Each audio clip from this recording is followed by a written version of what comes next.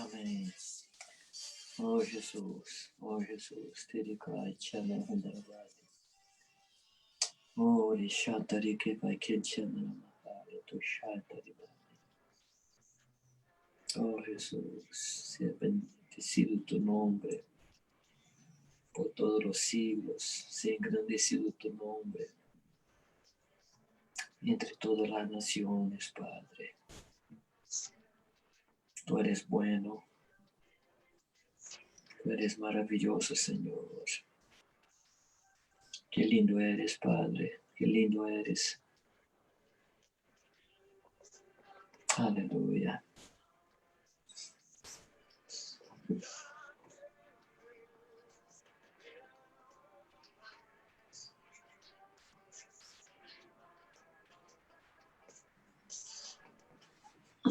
Déjame aumentar el sonido.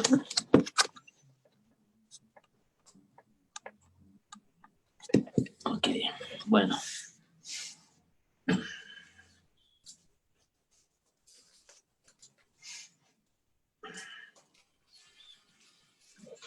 Amén, Señor.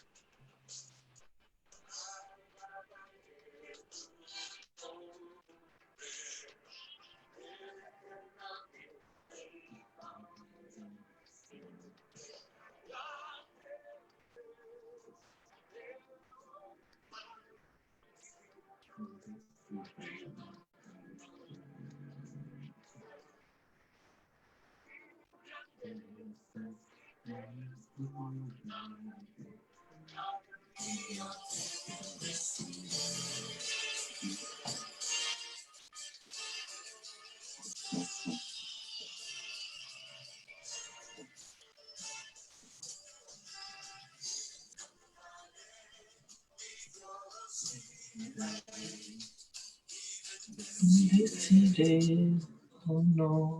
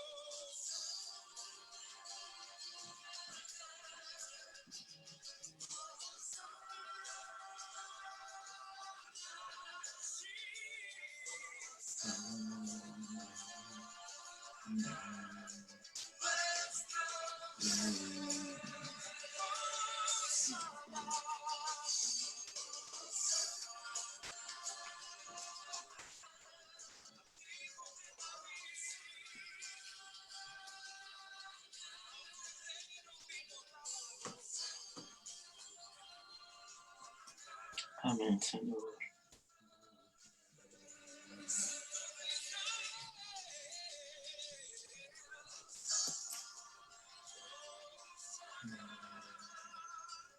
Amén, Señor.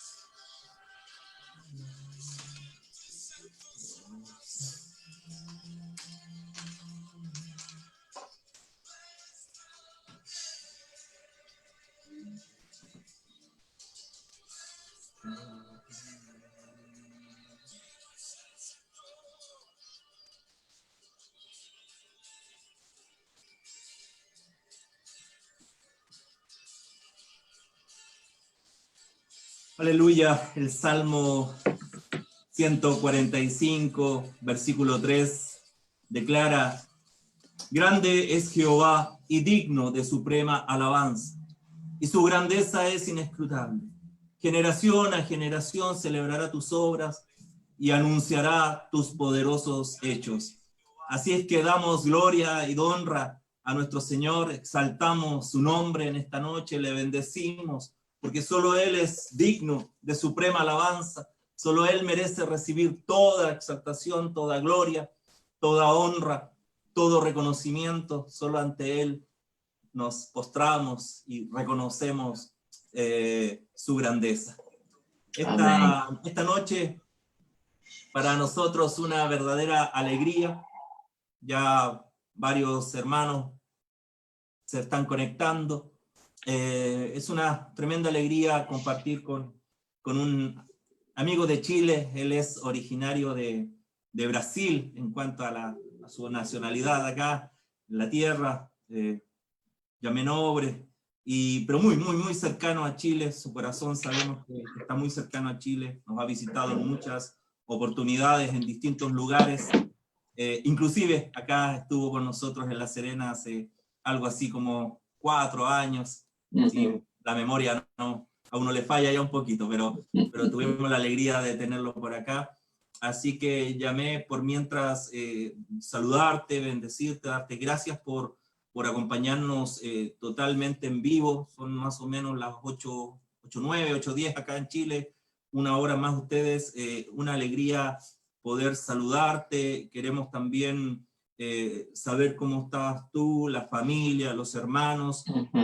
Por interno, yo sé que en algún minuto tu esposita iraní estuvo ahí enferma. Entonces queremos darte unos minutos para que por favor ahí nos cuentes, nos testimonies lo que pasaron, lo que vivieron y cómo el Señor estuvo con ustedes. Bueno, buenas noches, los amigos que nos escuchan, que nos ven. Y para mí, Cristian, es un privilegio muy grande. Yo digo que no hay algo superior, algo más grande que servir al Señor, sirviendo al pueblo de Dios. Y me siento muy honrado, ¿no? Y soy yo que agradezco la oportunidad de compartir lo que Dios ha puesto en mi corazón.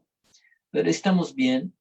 A nuestro alrededor, la ciudad donde vivimos es una ciudad de poco más de 400,000 habitantes. Y aquí en la ciudad ya están sido muertos más de 200 personas por el COVID. Mucha gente afectada. Y mañana comienza nuevamente un tiempo de cierre. Todas las tiendas, todo está cerrado mañana nuevamente. Porque se abrió y las personas empezaron a enfermar y nuevamente se ha cerrado. Y en el día 11 de mayo, yo sentí que iraní estaba un poquito febril. No era muy alto, estaba febril. Y iraní es muy resistente. Es pequeñita, pero muy resistente. Como este coche, la Peta, ¿no? La Peta de Volkswagen. Sí. Muy resistente, pequeño y resistente. Ella nunca tiene fiebre. En aquel día estaba así. Y mi yerno es un hombre que trabaja en la salud, en la alcaldía. Y le llamé y él, con el médico de la alcaldía, nos orientaron que empezáramos los dos a hacer tratamiento contra el COVID. Y los dos hicimos. En el día 18 se confirmó que él estaba con COVID, mientras yo no. Entonces nos aislamos en la casa. Yo fui a cuidar de ella, ¿no? Yo percibí cómo el trabajo de la dueña de la casa es un trabajo difícil, porque cocinar, lavar la ropa, planchar yo no he planchado, pero cocinar, limpiar con alcohol la casa toda, harto trabajo. Y durante 15 días así estuvimos. Y yo veía la iraní se debilitar, adelgazar a cada dia. E houve momentos que eu pensei que Deus ia levá-la, mas Deus teve misericórdia de mim. Não dela, porque para ela seria melhor que fuera, não? Mas Deus teve misericórdia de mim e lhe ha sanado milagrosamente, não? Deus nos ha cuidado. A igreja nos ha cercado, se diz, cercado de cariño y trajo comida para nosotros todo el tiempo, personas que estaban disputando para saber quién venía a traer la comida. Fuimos muy cuidados por Dios, por los médicos amigos. Mi yerno fue muy importante, ¿no? Y ahí estamos. No sé cuántos saben, yo tengo una familia de 4 hijos, ¿no? Estoy casado casi 49 años. Estou no ministério um pouco mais de 50 anos de ministério. E tenho 3 hijas casadas que me deram 7 nietos e um hijo de 22 anos que todavía é solteiro. E aí estamos. Mis hijas são totalmente involucradas no ministério com mis yernos. Mi hija menor com seu esposo pastoreia uma igreja em Inglaterra. E Deus lhe está bendeciendo harto com seus filhos, não? E meu trabalho é visitar os pastores. Então, eu viajo harto, não? Não agora, não estou viajando de avião, mas estou viajando por internet, não? Mas viajo harto, cuidando de pastores, tocando na vida destes homens, de suas famílias. E assim é minha vida. Uma coisa, eu encontrei a Cristo en 3 de abril de 69, o sea, en el siglo pasado, ¿no? En el siglo pasado. Dicen que los dinosaurios todavía estaban en las calles, ¿no? Cuando me convertí. Decimos en Chile, la tierra estaba caliente, decimos en Chile. Sí, son personas malas que hablan así, no son... No. Y Dios, en poco tiempo, Dios me ha empujado para el ministerio, me ha dado ese privilegio. Y estamos ahí, en noviembre pasado, yo cumplí 50 años de ministerio. Estamos sirviendo al Señor y mi oración con mi esposa ahorita era que queremos servir hasta el último día de nuestra vida. Como dice un otro pastor aquí, queremos morir parados, no echados. Amén. Y ahí estamos, acá en Chile, Cristian Romo dice, morir con las botas puestas. Esto, así es. Aleluya. Aleluya, qué lindo testimonio, la verdad que agradecemos, esa forma también parte de esa intimidad, pero damos gloria a Dios en sus propósitos, en todo lo que Él tiene, conoce. Ahora tú conoces mejor lo que es la labor del hogar, la habías visto, ahora la pudiste vivir, sí. La experiencia. A los 8 o 10 días, ella ha tomado, yo digo que ella ha tomado nuevamente toda autoridad y poder en la casa. Yo le entregué sin discutir. Aleluya, aleluya. Bueno, muchas gracias por el testimonio. La verdad que queremos entonces escuchar, sabemos que el Señor ha confirmado una palabra en tu corazón para nosotros. Yo te decía, permanezco acá, oculto en mi pantalla, acá estoy aquí cerquita, cualquier cosa, pero te dejamos con toda la palabra, con los hermanos, ya veo que están conectados, y muy probablemente otros hermanos de otras ciudades de Chile, así que para nosotros una alegría, no solo como La Serena, sino que con algunos hermanos amigos de otras ciudades que también nos están acompañando, así que te escuchamos, Yamé. Un abrazo. Gracias. Una cosa, Cristian, que me preocupa harto es cómo los hermanos de la iglesia están viendo ese tiempo. Yo he encontrado hermanos que están así casi desesperados con la cuestión de la pandemia. Miran a su alrededor y algunos están en búsqueda de los periódicos para saber cuántos han muerto en el día para saber si está bajando, si está aumentando, y buscando una esperanza en los números que son traídos por los periódicos. O sea, los periódicos no nos pueden dar esperanza. La esperanza que nos la da es el Señor, ¿no? El Salmo dice, para los montes yo miraré, ¿cómo dice en castellano? Para los Alcé mi montes. mirada. ¿Ah? Alcé mi mirada hacia los montes. Sí, ¿de dónde me vendrá el socorro? Y el mismo texto dice que el socorro viene del Dios de los cielos, aquel que hizo los montes. ¿Y qué montes las personas están en busca? En la media, en los periódicos, en la tele. De ahí no viene esperanza.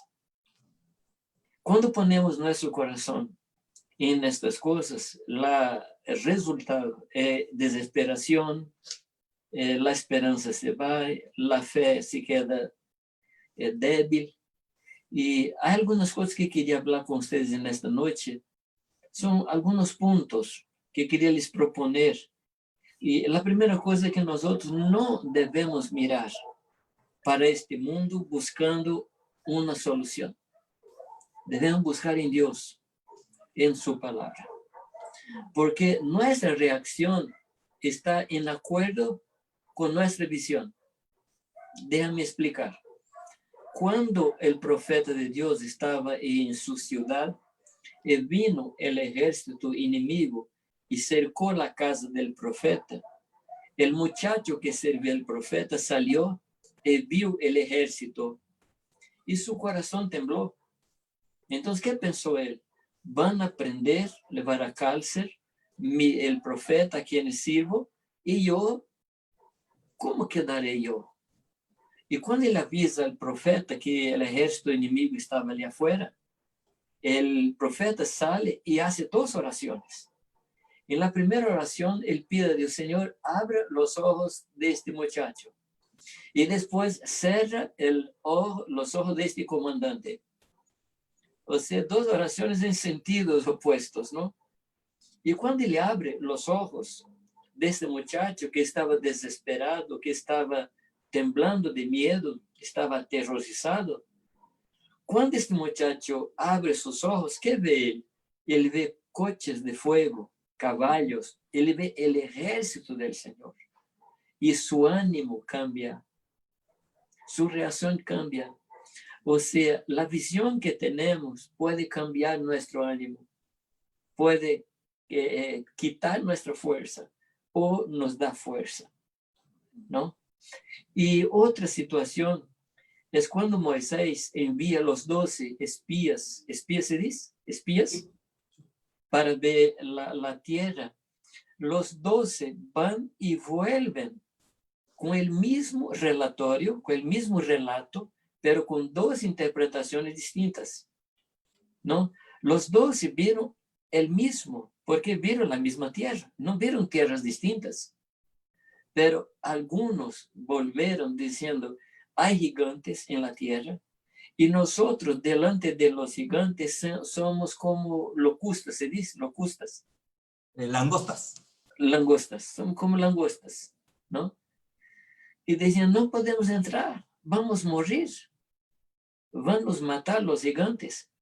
Y los dos, Josué y Caleb, que habían visto la misma cosa, dicen, la tierra es nuestra, Dios va a estar con nosotros, vamos a trabajar en la tierra. O sea, Dios no les envió para ver los gigantes, Dios les envió para ver la tierra. Cuando miramos para el lugar donde Dios no nos ha mandado mirar, la reacción es esta. Nosotros somos llenos de miedo, llenos de pavor. ¿Para dónde miramos? Ahí va a ser nuestro ánimo. Entonces yo quería en esta noche invitarles a mirar un poco más alto, tal vez mucho más alto.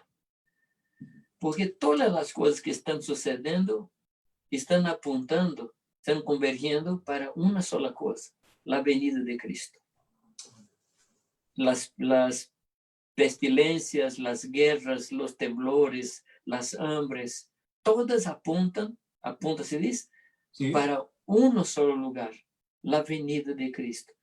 Entonces quiero invitar a los hermanos, y estoy compartiendo esta palabra en todos los lugares donde voy, Cristian, para traer ánimo al corazón de los hermanos. Y espero que al final de este tiempo los hermanos estén llenos de esperanza, porque están sacando su vista desde aquí de abajo y estamos mirando hacia arriba al Señor Jesús, ¿no? Nuestra visión entonces determina nuestra reacción y nuestro ánimo. Y yo gostaria de ler 4 textos y voy a intentar hablar un poquito de cada texto. Bueno, si estamos mirando para la venida de Cristo, la pregunta es, ¿cómo debemos nos preparar? ¿Cómo debemos nos alistar para encontrar con Cristo? Esta debe ser nuestra preocupación. Porque las cosas que están fueron predictas. El Señor habló que iba a suceder esto. Él ha profetizado que iba a suceder. Él nos ha hablado. Entonces no debería haber perplejidad, no debería haber espanto, no debería haber. Porque Dios nos ha avisado que iba a suceder así. Mateo 24, ahí está todo el cuadro, ¿no? Fuimos avisados. Bueno, el primer texto que a mí me gustaría de leer con ustedes está en Lucas 18:8, que dice, os digo que pronto les hará justicia, pero cuando venga el Hijo del Hombre, hallará fe en la tierra. Estamos leyendo en Lucas 18:8. El próximo texto que vamos a leer está en Lucas 12:42. Y dijo el Señor, ¿quién es el mayordomo fiel y prudente, al cual su Señor pondrá sobre su casa para que a tiempo les dé su ración? Bienaventurado aquel siervo al cual, cuando su Señor venga, le halle haciendo así. El próximo texto está en 1 Corintios 9:16. Estoy muy rápido, ¿no? ¿Está bien? 1 Corintios 9:16. Pues si anuncio el evangelio, no tengo por qué gloriarme, porque me es impuesta necesidad y ay de mí si no anunciare el evangelio. Y finalmente, Hebreo 12:14. Seguir la paz con todos y la santidad, sin la cual nadie verá al Señor. Mira, yo creo que nuestra preocupación no debe ser la COVID. Nuestra preocupación debe ser cómo vamos a encontrar a Cristo o cómo Cristo va a encontrarse con nosotros. ¿Cuál va a ser nuestro estado? ¿Cuál va a ser nuestra situación? Y debemos pensar en una cosa muy sencilla. Es que hay 50% de posibilidad de nosotros irmos y 50% de posibilidad que Él venga. O sea, uno por uno. O vamos o Él viene. Entonces deberíamos estar muy atentos a esa situación. ¿Cómo Dios va a nos encontrar? Y el primer texto está hablando de la fe. En Lucas 18:8 está hablando de la fe. Cuando venga el Hijo del Hombre, hallará fe en la tierra. Bueno, vamos a pensar un poquito en el contexto de este texto, de Lucas 18:8. Jesucristo estaba hablando de la necesidad de orarmos sin desmayar, sin desistir. Y Él pone un ejemplo de un juez malo, de un juez inicuo, y una viuda le estaba pidiendo para solucionar un caso que ela tenía, una situación que ela tenía. Y ella le pide y él no la responde. Pero hay un momento que este juez inicuo dijo, mira, yo no temo a nadie, no me da miedo nada por nadie, pero esta mujer me está molestando. Entonces voy a atender su pedido para que no me cause más molestia. Y Jesucristo habla de la necesidad de orarmos porque Dios iba a responder. Y Él toma un hombre malo que está respondiendo, queriendo decir, si este hombre malo va a responder la oración de este viudo, el pedido de la viuda, ¿cuánto más el Señor va a responder la oración de sus hijos? Y Cristo, una de las cosas que son más fuertes para mí, es que tal vez la oración sea la más grande manifestación de fe que una persona puede tener. Porque cuando tú dobles tus rodillas para orar, tú no ves a nadie. Tú estás hablando al aire, ¿verdad? Tú no ves a Dios. Pero tú sabes que cuando tú dobles tus rodillas, Dios va a escuchar. Entonces la oración es una manifestación de fe. Pero, ¿qué es la fe? Porque él pregunta eso, ¿no? ¿Será que él va a encontrar fe en la tierra? ¿Qué es la fe? Primero, la fe no es un sentimiento. No es alguna cosa que sentimos o no sentimos. No es así. La fe es alguna cosa que Dios ha puesto en nuestras vidas. Así como la justicia, así como el perdón, así como la misericordia, así como las sanidades. La fe es un don de Dios. La fe no viene de un esfuerzo personal. La fe no nació en nuestro corazón porque hicimos un gran esfuerzo. No, Dios nos ha dado la fe. La palabra nos enseña en Judas, versículo 3, sabemos que Judas tiene un solo capítulo, ¿no?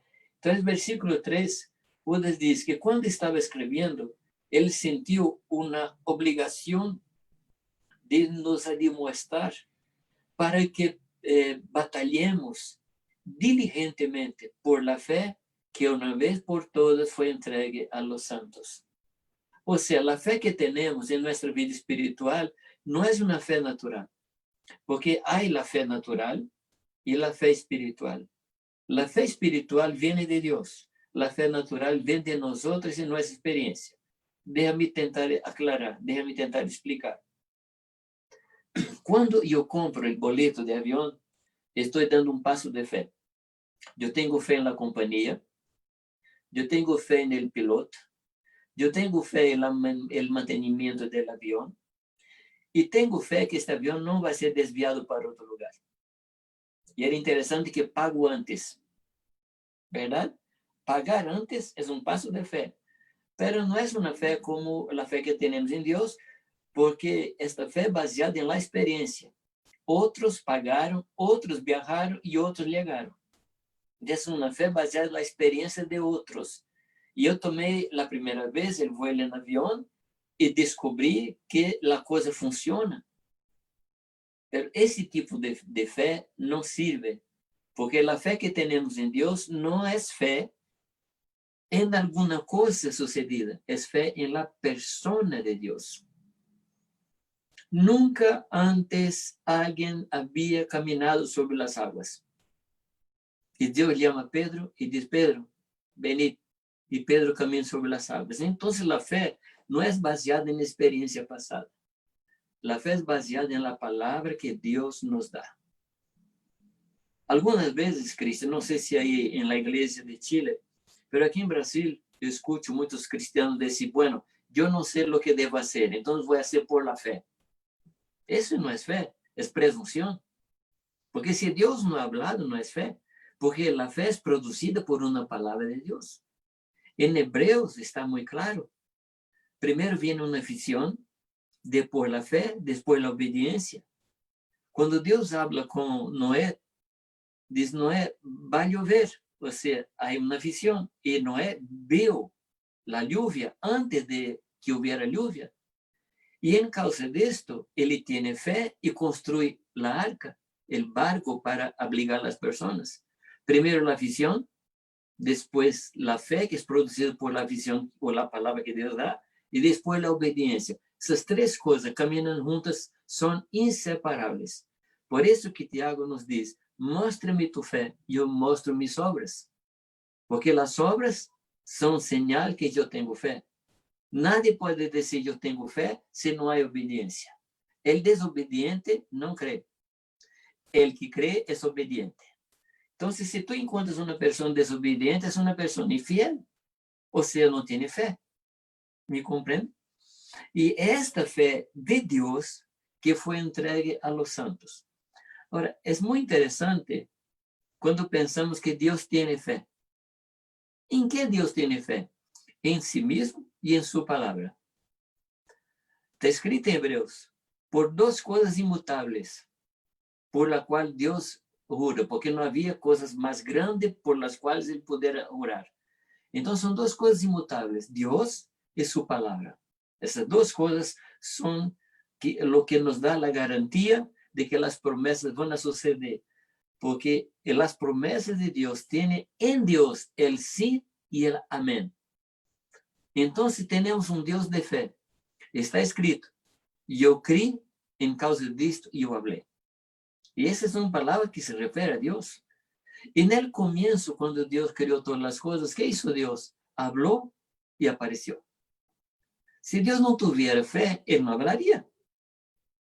Pero Dios tiene fe en sí mismo y en su palabra. Por eso él abre su boca y dice, haya luz, haya árboles, haya estrellas, haya los astros de los cielos. Y la cosa sucede.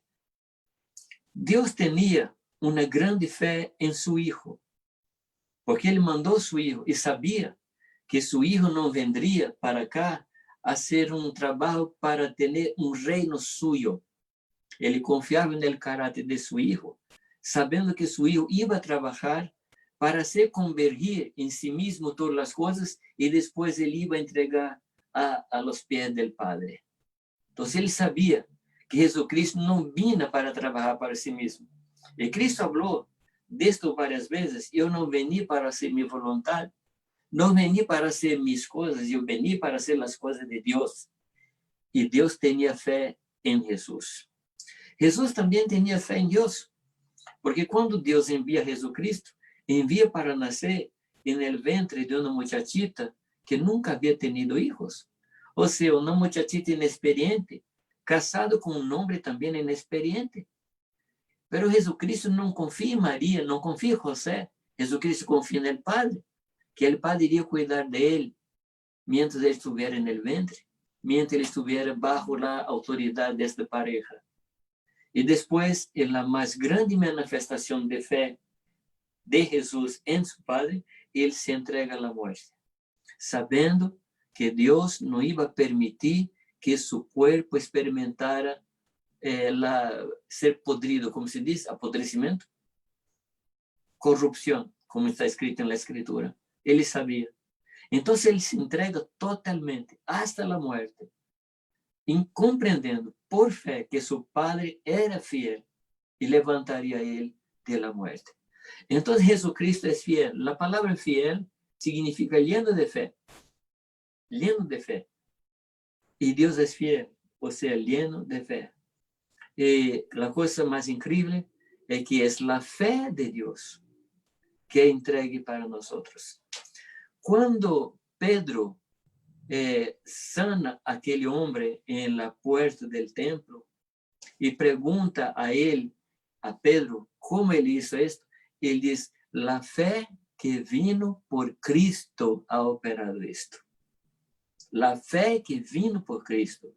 O sea, la fe que tenemos no es una fe de nosotros mismos, es la fe en Dios. Y la fe es la manera de entrarmos en la presencia de Dios. Porque aquel que se aproxima de Dios debe creer que Dios existe y que Dios recompensa a aquellos que a Él le buscan. ¿No? Primero, comprendemos y creemos que Dios existe. No existir como pregunto, ¿tú crees que fantasma existe? ¿Tú crees que las hadas existen? No es en ese aspecto. La palabra existir es la palabra que Dios usa para hablar con Moisés. Cuando Moisés pregunta, ¿quién me ha enviado? Dios contesta, yo soy, te ha enviado. Entonces es importante que aquel que cree, que se aproxima de Dios, crea que Dios es. que es el único, que es el omnipotente, es el todopoderoso, es el soberano que está sobre todo y controla todas las cosas. A mí me encanta me acordar que todos los astros están en su camino establecido por Dios.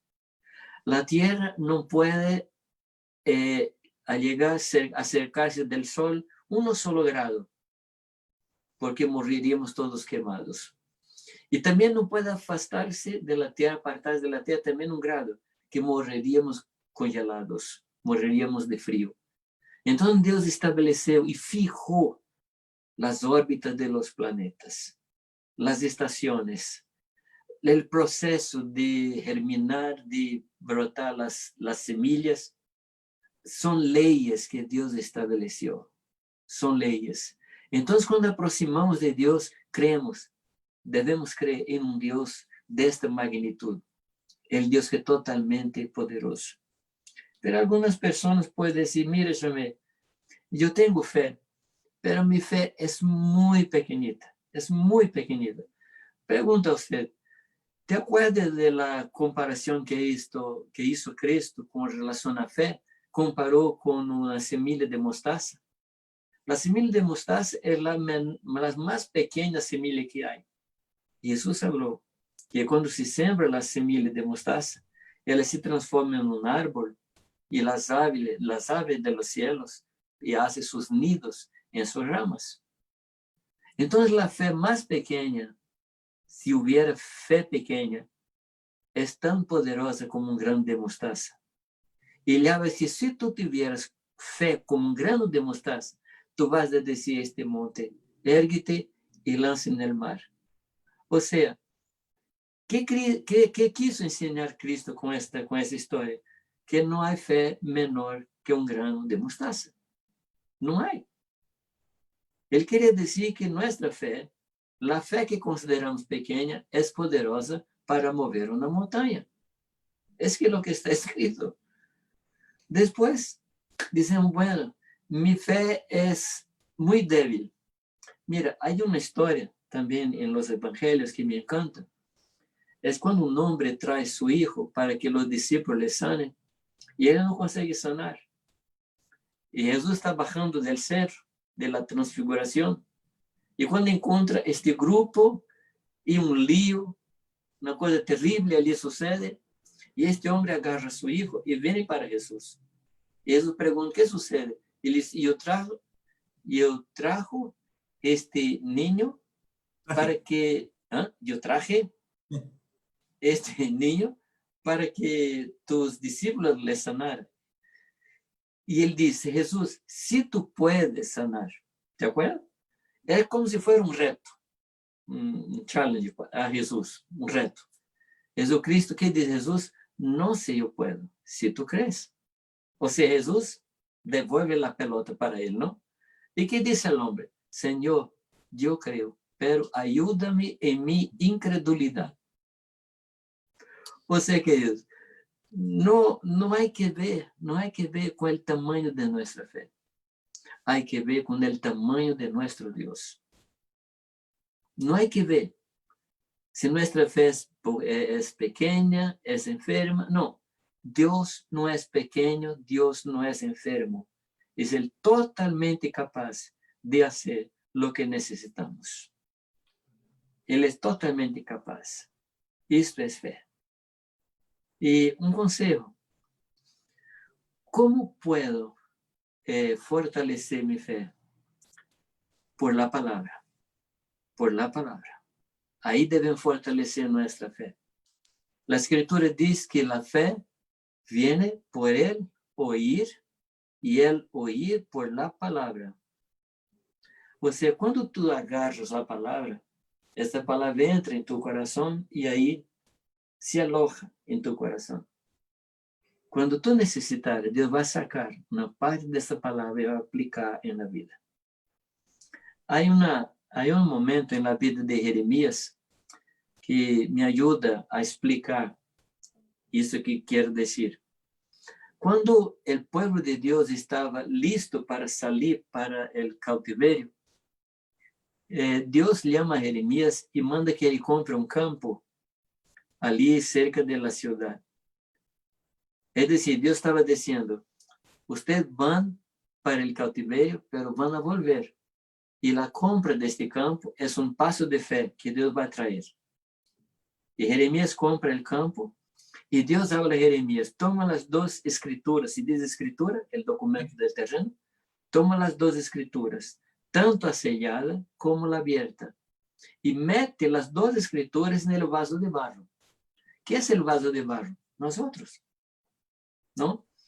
Hay escrituras que todavía no comprendemos, o sea, son escrituras selladas. Y hay parte de la escritura que ya comprendemos. ¿Y qué nos enseña Dios? Agarra las dos escrituras y mete en vaso de barro para que se conserve por muchos años. Muchos años. Entonces, ¿cuál es la lección que quito, que saco, ¿no? de esta historia? Lee la escritura. Lee la escritura. Pero no estoy comprendiendo, no importa. Lee la escritura. Lee todos los días. Llena tu corazón, llena tu mente de la escritura. Va a llegar un momento de necesidad. Dios va a sacar un versículo y trae a la luz. Y va a parecer que tú nunca había leído esa escritura. O sea, este vaso de barro que nosotros somos es como un depósito de un tesoro, ¿cómo se dice? Un tesoro. Tesoro. Tesoro muy grande, muy rico. Pero tú no vas a aprovechar en el momento que tú pones el depósito. Pero va a llegar un momento que Dios va a sacar del depósito la comida, la fuerza, la revelación que tú necesitas para aquel momento específico. Esto va a fortalecer nuestra fe. La fe es fortalecida por la palabra. Entonces, querido, no busque fortalecer tu fe en experiencias. Busque fortalecer la fe en la palabra. Hay cosas en la palabra y son muchas cosas que todavía no comprendo.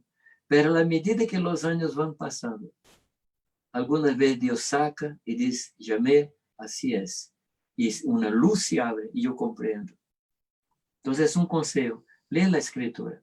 Aunque tú no comprendas aún, pero en el momento correcto, tú vas a comprender. Entonces, la pregunta de Cristo, ¿cómo vamos a contestar? ¿Cómo vamos a responder? Porventura, cuando el Hijo retornar a la tierra, regresar a la tierra, va a encontrar fe en la tierra. Cuando el Hijo venga, va a encontrar fe en la tierra. ¿Qué vamos a contestar a él? Sí, Señor, tú vas a encontrar fe, porque yo tengo fe en ti y voy a mantener esta fe, voy a fortalecer esta fe. Amén. Entonces quiero traer esta palabra para ustedes, para que la fe de Dios en ti sea fortalecida. Mira, el segundo texto que vamos a leer, Lucas 12:42, la pregunta ¿cuál es? ¿Quién es el mayordomo fiel y prudente, al cual su Señor pondrá sobre su casa, para que a tiempo les dé su ración? Bienaventurado aquel siervo al cual, cuando su Señor venga, le halle haciendo esto. Mire, ele está hablando de un mayordomo fiel y prudente. En las casas antiguas, siempre había un cómodo de la casa donde se guardaba la comida, ¿no? Y en casa de mis padres, nosotros somos 12 hijos. Entonces era necesario un cómodo y allí se ponía la comida. Y mi mami se quedaba con la llave. Pero en el momento correcto, sacaba la comida y nos daba. La iglesia es así. Cada uno de nosotros es un mayordomo. No tenemos nada. No tenemos nada. La ropa que usamos no es nuestra. El coche que usamos no es nuestro. La comida que comemos no es nuestra. La salud que tenemos no es nuestra. Todas las cosas son dones de Dios. Y debemos usar esas cosas como mayordomos fieles y prudentes. ¿Y cuál es nuestro trabajo? Alimentar a aquellos que son siervos conmigo. Yo soy responsable por mis hermanos. durante mucho tiempo, las personas de la iglesia, a ella les creían que la responsabilidad de cuidar de las ovejas era del pastor. Pero en la mente de Dios, la responsabilidad de cuidar de las ovejas es de cada uno de nosotros. Cada uno. Cuando Jesús viniera nuevamente a la tierra, va a nos encontrar cuidando de nuestros hermanos. ¿Sabe que hay personas en la iglesia que ellas creen que el ministerio sacerdotal todavía existe y solamente algunos son sacerdotes? Pero así no nos enseña la Escritura.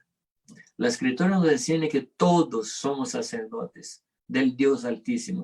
Somos del orden de Melquisedec, no más de orden de Leví. Y nuestro Melquisedec es el Señor Jesús.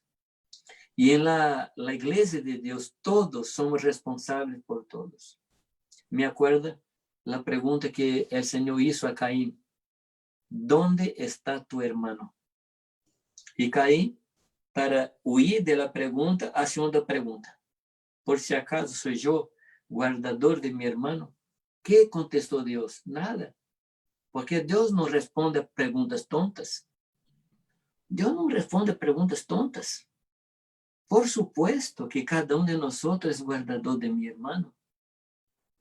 Esta pregunta de Dios, ¿dónde está tu hermano? Podría también ser otro tipo de pregunta. ¿Cómo está tu hermano? ¿Tú sabes cómo están los hermanos de la iglesia? ¿Tú sabes cómo están aquel hermano que tú no ves? Necesitamos cuidar los unos de los otros. Y cuando empezamos a cuidar los unos de los otros, Dios nos llama de mayordomos fieles y prudentes. Prudentes porque no vamos a permitir que nuestro hermano desmaye, que nuestro hermano muera espiritualmente. No vamos a permitir que nuestro hermano se quede enfermo, porque nosotros vamos a cuidar de él. Jesucristo quiere, en su venida, nos encontrar cuidando los unos de los otros. ¿Sabe, Cristian? Muchas veces personas me llaman por teléfono diciendo, Jamé, tal persona está así, tú vas a visitar. ¿Qué están diciendo? Tú eres responsable por él y yo no. Mi tarea es telefonar para ti para que tú vayas. No, querido. La primera cosa que debo hacer es visitar. Y si no consigo, si no logro éxito, ahí sí, llamo a mi hermano mayor, llamo a otra persona para que me ayude a traer salud para esa persona que está mal. Y muchas veces vemos personas llegar en la reunión, llegar un poco desanimada, llegar un poco cansada. ¿Qué hacemos? ¿Vamos en dirección a esa persona para saber cómo está? ¿O nos ponemos a largo? No sé si, claro que ustedes se acuerdan de la historia del samaritano, ¿no? Un hombre que fue asaltado, fue echado en la carretera, en el camino, y pasaron 3 personas, un sacerdote, un levita y un samaritano. Me parece que Jesucristo, a él no le gustaban los judíos religiosos y fariseos. Porque Jesucristo podría decir un sacerdote, un levita y un griego, o un romano. Porque no iba a ofender a los judíos. Pero ¿qué hace Cristo? Un sacerdote, un levita y un samaritano. Porque los samaritanos para los judíos eran como perros. Era una clase despreciable. Entonces Cristo toma un samaritano y pone en el lado de un sacerdote y un levita. Y la historia dice que el sacerdote pasa y se hace a largo. ¿Se dice castellano a largo? Pasó de largo. Pasó de largo. Pasa el levita y pasó de largo. Ahora, no sé cuál es la idea que hacemos con relación a la anchura de esta carretera. No era una pista dupla de varias fajas, no. Era un camino donde pasaba caballos, estas, no sé cómo se llama, carruagens, estas de carretas, o sea, 2 metros. Era imposible que alguien pasara por esa carretera sin mirar para un hombre caído. Y el sacerdote y el levita pasaron de largo. Este pasar de largo no está hablando de distancia física, está hablando de distancia de corazón. ¿Cuántas veces yo veo mis hermanos que están caídos y yo paso de largo? Y queridos, nosotros hoy día somos los sacerdotes del Dios Altísimo. Entonces, ¿qué se espera de nosotros? Que no pasemos de lado. Y este samaritano, él mira a este hombre, y es interesante que el texto dice que él se aproxima y ve el estado. Y en este momento, su corazón llena de compasión. No llenó de compasión antes, llenó cuando él se acercó. Muchas veces están pidiendo, Dios, llena mi corazón de compasión por las personas, pero no nos aproximamos. No nos acercamos. La compasión viene cuando vemos de cerca el real estado de la persona. Esa es una historia donde podemos nos encajar como sacerdote, como levita o como el samaritano. Esa historia ofendió a los judíos, pero no nos debe ofender, porque debemos hacer este trabajo.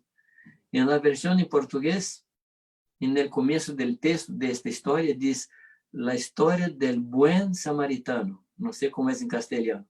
Bueno. Mira, este hombre no era bueno.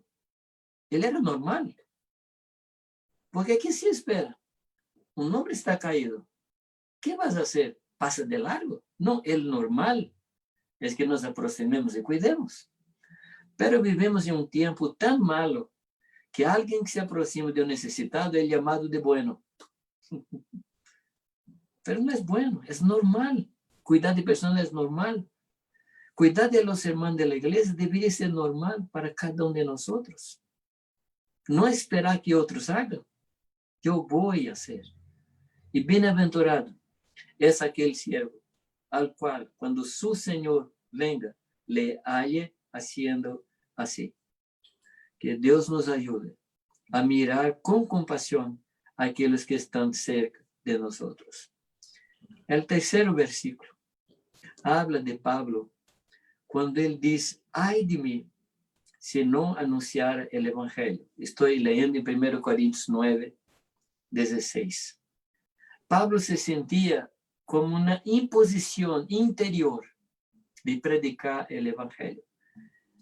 Mira, queridos, la voluntad de Dios es que ningún hombre se pierda, pero que todos lleguen al pleno conocimiento de la verdad. Esa es la voluntad de Dios. El texto de Mateo 24, todos los señales que Cristo habló que va a suceder, todos ya sucederon, menos uno señal. ¿Se acuerda de cuál señal no sucedió todavía? Mateo 24, 14. Que dice, y será predicado este evangelio del reino para testemunhar a todas las naciones, entonces vendrá el fin. Ese es el único señal todavía que no todavía aconteció. Falta este. Entonces, si amamos la venida de Cristo, yo debo predicar a todas las personas que conozco.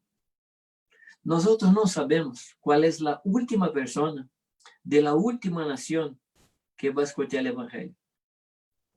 Puede ser tú que va a predicar a la última persona y ella va a escuchar el evangelio y Cristo venga. ¿Qué tal si fuera tú el sorteado, se dice? ¿Se entiende? Puede ser tú que tienes el boleto sorteado, que tienes el premio de predicar para la última persona, de la última nación, y los cielos se abren y Cristo venga. Qué cosa gloriosa sería, ¿no? Mira, yo no soy responsable por predicar el evangelio para los 7.000 millones de personas en la faz de la tierra. Es imposible. Pero yo soy responsable por predicar para aquellos que están a mi alrededor. Mis amigos, mis compañeros, mis colegas de escuela, mis vecinos, esta es mi responsabilidad. No necesito hacer un largo viaje para pasar los océanos para predicar. Basta pasar la calle. Basta ir al vecino, porque esta es mi responsabilidad. Para ese debo predicar, para que ellos llegue al pleno conocimiento de la verdad. Y la verdad no es un conjunto de filosofías, de conceptos. La verdad es una persona, es Cristo. Ahora tú puedes decir, mira, Jamé, yo no sé cómo predicar. Déjame darte 2 ejemplos en la Escritura. Un ejemplo era de un hombre que fue sanado por Cristo y era endemoniado. Y Jesús le sanó. Cuando él pidió a Jesús, que quería seguir a Jesús para seguir aprendiendo, Jesús dice a él, quédate entre los suyos y cuenta las maravillas que Dios te ha hecho. Y la otra persona que tomo como ejemplo es Saulo. Cuando Saulo se convirtió, Saulo sabía todas las escrituras, todas. Era discípulo de un hombre muy sabio, Gamaliel, ¿no? Y cuando Dios aparece a Saulo y el corazón de Saulo se convierte, Dios dice que había levantado a Saulo para anunciar las maravillas que Dios había mostrado a él. O sea, la predicación del evangelio no depende de cuánto sabemos, pero depende de anunciarmos las cosas que Dios ha hecho en nuestras vidas. Tú vas a encontrar vecinos que están llenos de desesperanza. Están ansiosos, se dice, ansiosos. Ansiosos. Y tú puedes decir, mira, yo también tenía ansiedades, pero yo tengo un Dios que me trae paz. Solamente esto. No necesitas saber toda la escritura. No necesitas saber preparar un sermón, pero contar las cosas que Dios ha hecho en tu vida. Porque contra hechos no hay argumentos. Cuando un hombre dice, yo era ciego, ahora veo, yo era ciego, ahora veo, ¿qué se puede decir sobre este hecho? Nada. Ahí estaba la verdad. Ahí estaba un hecho total.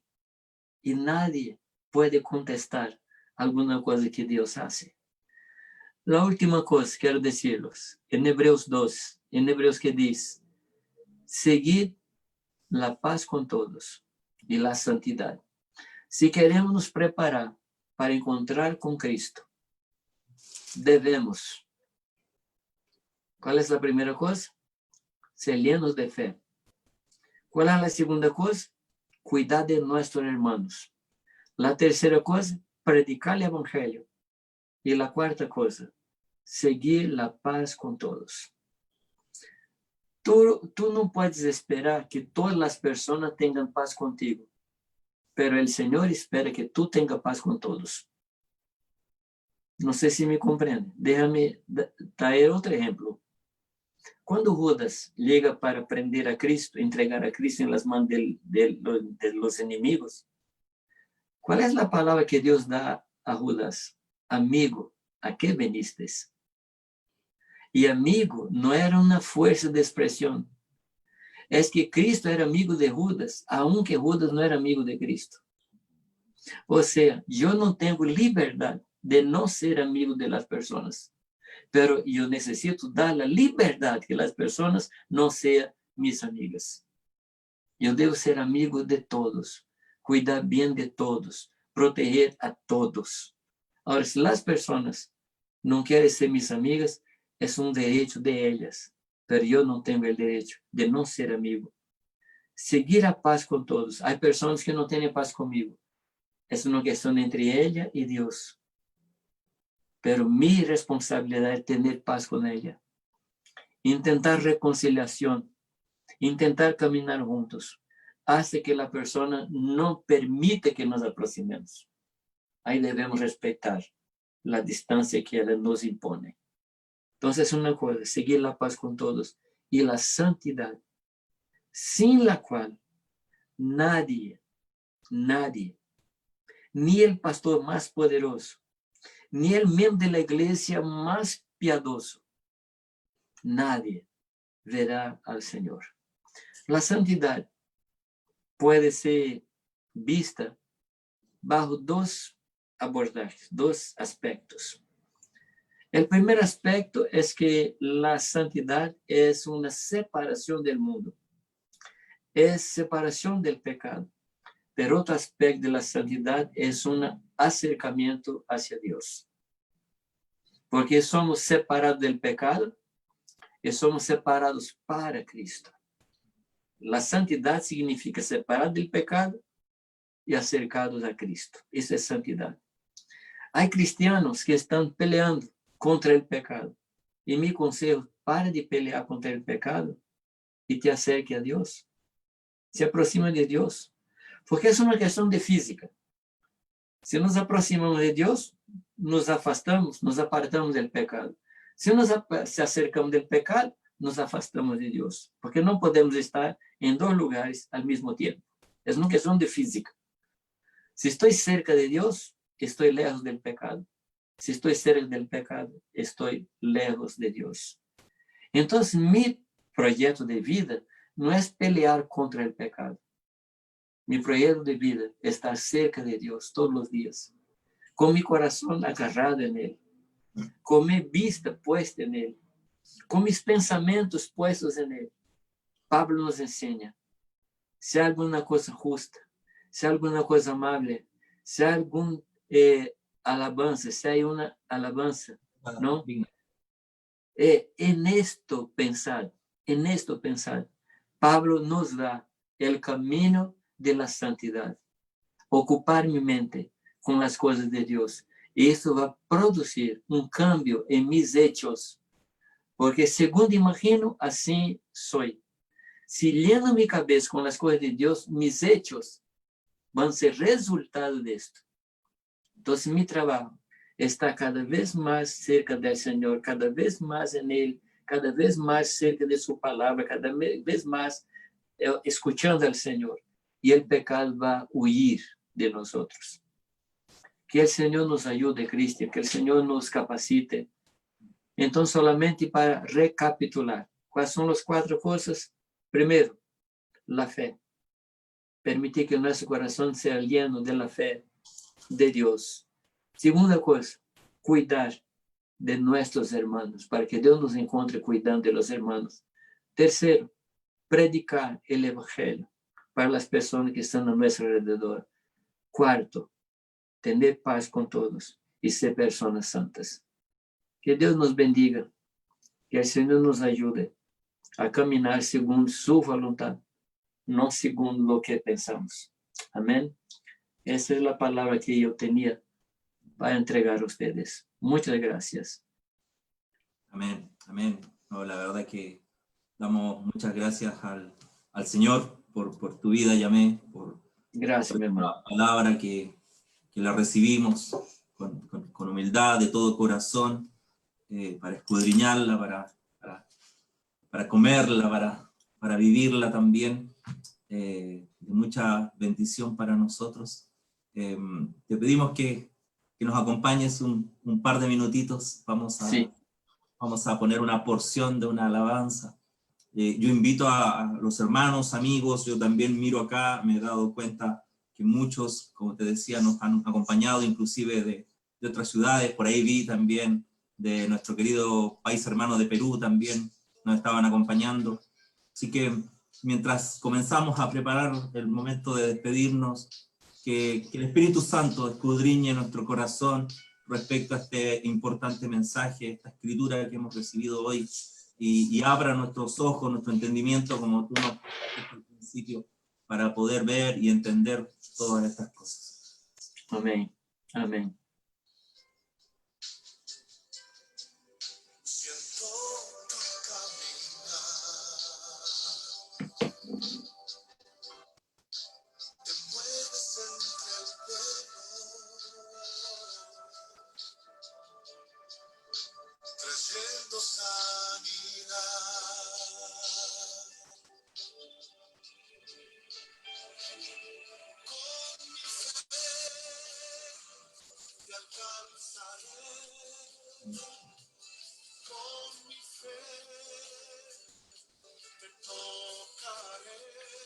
Jesús.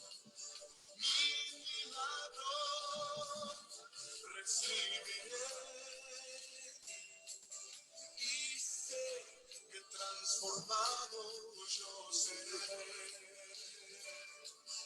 con mi fe te alcanzaré, con mi fe te tocaré, mi milagro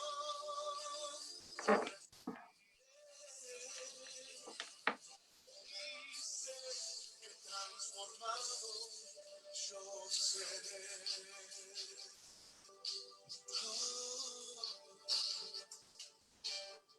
Amén, amén.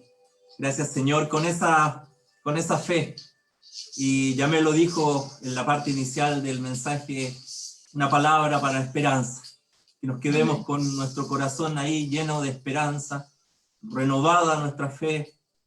Por ahí pidámosle al Señor, Señor, aumentanos la fe, porque este es un tiempo donde tenemos que estar asidos de Cristo, con mucha fuerza, con todo nuestro ser, con todo nuestro corazón.